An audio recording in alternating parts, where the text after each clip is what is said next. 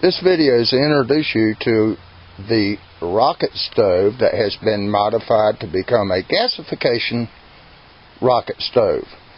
A rocket stove basically in this process is 3 tin cans.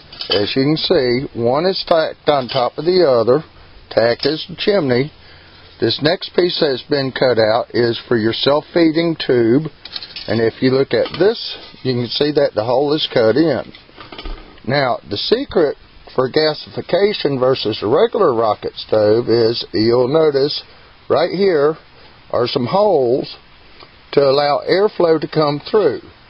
With that, you have an exterior chamber that fits over that allows hot air to be heated from the inside of the chimney and this outside secondary chamber.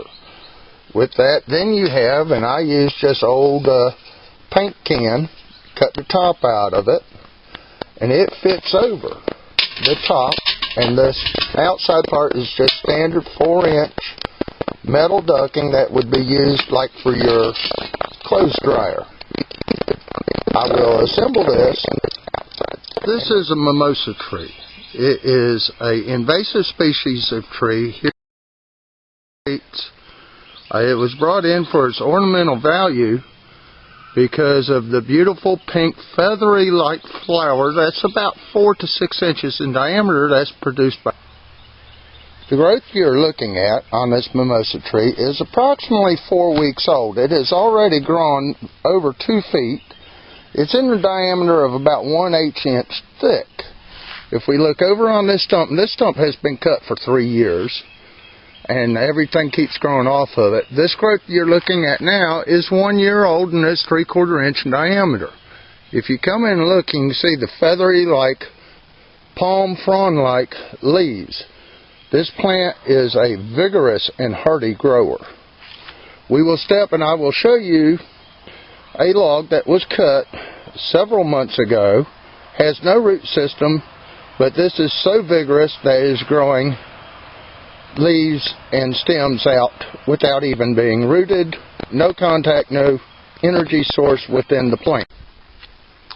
This is a trunk from a mimosa tree. It has no root system or nothing, but you can see that it has sprouted and is growing new growth.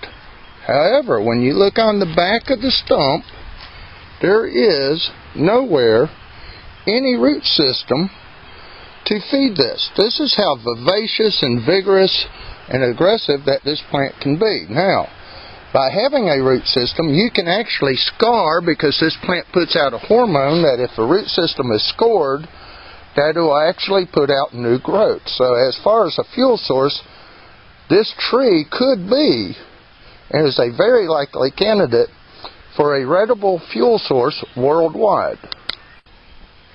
This piece of trunk that I had just shown you, this is new growth from where the trunk was cut from. This is only 1 month old, and where the trunk has cut from, I see 1, 2, 3, 4 new shoots of growth. And you can see I'm 6 feet tall, and when I stand next to this, it is about hip high. If you can see that, this is my hip where my hand is. That means that growth is better than 26 to 28 inches worth of growth right here. So even cutting, it sprouts and grows very, very quickly. Now we'll go to the improved gasifying rocket stove, put some of this wood product in it, and let's watch it gasify and burn. Alright, now it's time to light this little stove. As you can see, I'm prepared. Have my lighter, sheet of notebook paper, a little bit of chipped up mimosa wood as a starter, and then I have my fuel sticks. Now what we're going to do is load this through the top, put in a few strips of paper, falls right down into the bottom, add a few little twigs, a little bit more paper, doesn't hurt to have plenty of good starter, few more twigs. If you'll notice, when you look in the bottom, there's your paper, and that's what we're going to ignite.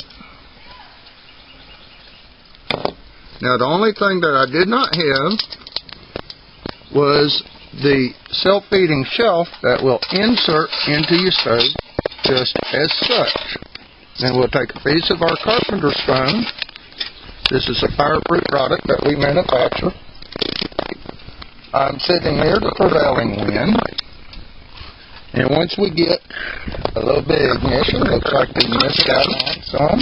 Take the fire ring off. The self-feeding shelf will back out, insert into your stove. Light a little bit more pepper. Then we'll take a piece of our carpenter stone to get this going. This is a fireproof product that we manufacture. I'm sitting near the prevailing wind, and once we get a little bit of ignition, looks like we missed out on some. Take the fire ring off. Pull the lighter back out. Slide us a little bit more paper. Doesn't take a whole lot of paper to get this going. Once you ignite the wood,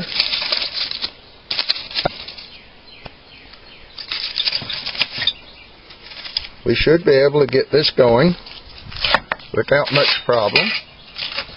Put a little bit more starter in. It is pretty windy out here today, so this may take a minute to get fired. Now that we have the fire going, it's only taken a couple of minutes to do so. I've also taken a couple of broken twigs and inserted in, and this is where you'll feed your fuel to keep your coals going. The idea of stacking the top of it with your sticks is to get it started, and also to start to build a bed of coals. Bed of coals is very important to get the heat up, because you're heating the chamber that was created by inserting the stovepipe over the soda cans. Now, just as soon as this starts ripping and roaring good, you will start to get gasification out of the small ports. It doesn't take much time to get gasification going. Now, I'm going to put the fire ring on. A fire ring has been used for many, many years for cooking within the Orient to use with the woks. This is extremely hot. It got hot extremely quick, so let me just adjust the fire ring. And I have a small pot of water. This is just one of my regular old camp stoves that we'll sit on top of. And because this is still just starting, we're going to get some black smoke initially. Let me get my pot to sit. This is extremely hot. And I have the initial pot of water. Before it's just one of my regular old camp stoves that we'll sit on top of. And because this is still just starting, we're going to get some black smoke initially. Let me get my pot to sit. Because the one thing is that we always have a problem with is depending on the initial source before gasification. I'm already feeding in wood to keep the coals fed. As you can see, the smoke has pretty much cleared. The toxicity has disappeared from the smoke. Gasification is starting to happen, and if we look in real close, hopefully we can see one of the ports. We might even have to pull the pot off. I wanted to boil some water for you, but when we pull the port off, let me zoom in. And there you can see one of the holes, and you can start to see that the secondary gas is burning with this fire. Another hole, you can start to see gas. This is the gas being released from the wood, is being burned as a secondary burn, thusly creating gasification, which gives you approximately a 95% burn. The one good thing with these little rocket stoves and the nature is that the fuel efficiency of the wood approximately 95%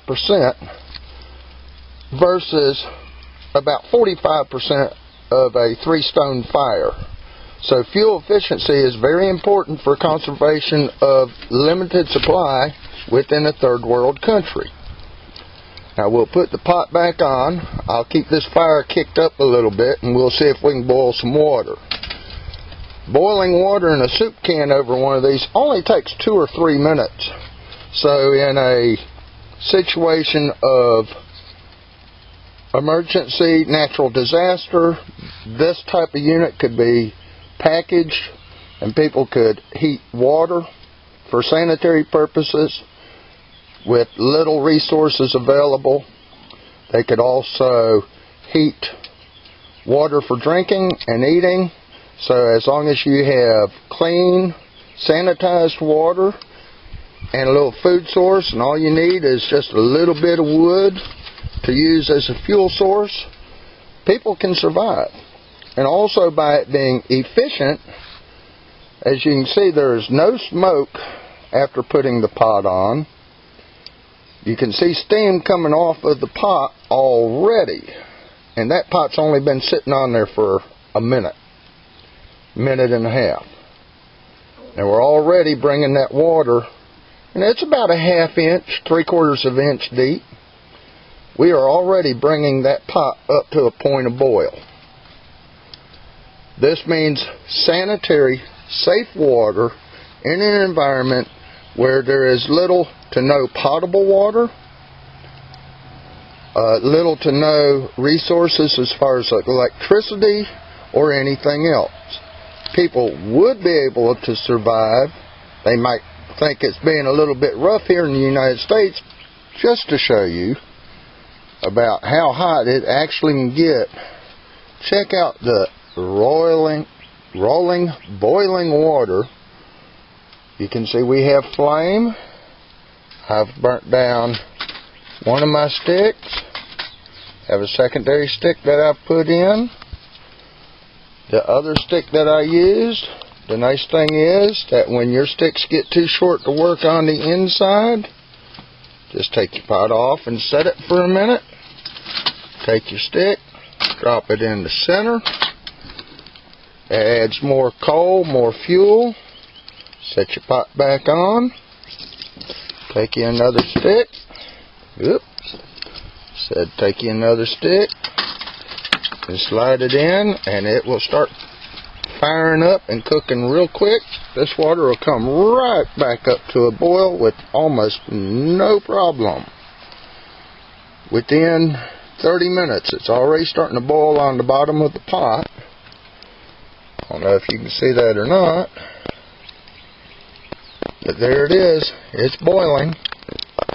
Now, the one thing I want you to know is this stone, what looks like stone that this little stove is sitting on, is the product that would produce is a lightweight cementous product, does not have any sand or anything in it, is able to cut with a handsaw, and there it is very resistant. And the one thing I want you to know is fire. It is basically fireproof, like stone that this stove is sitting on top. Is the product that would produce is a lightweight cementous product, does not have any sand or anything in it, is able to cut with a handsaw, and it is very resistant to fire. It is basically fireproof. I'm going to take this and set it on top. You know it's hot enough to get water to boil. This is only a 1/2 inch thick. Regular concrete would get extremely hot real quick. I'm going to take my hand. It's hot on the outside from the flame. It's absolutely cool on the inside. And I don't know if you can see it or not, but there's flames. It's burning. But this product is cool except for where the fire is touching it right outside. And you can see we got fire in the stove. And you know it's hot enough to boil water. However, I can put my hand on it, and that's 1,200 degrees worth of fire up underneath there. And I'm just leaving my hand there. It won't burn. Has a high R value, insulating quality. This would bring the water back up to a boil the amount of time I've had this on here, and I'm keeping my hand on it.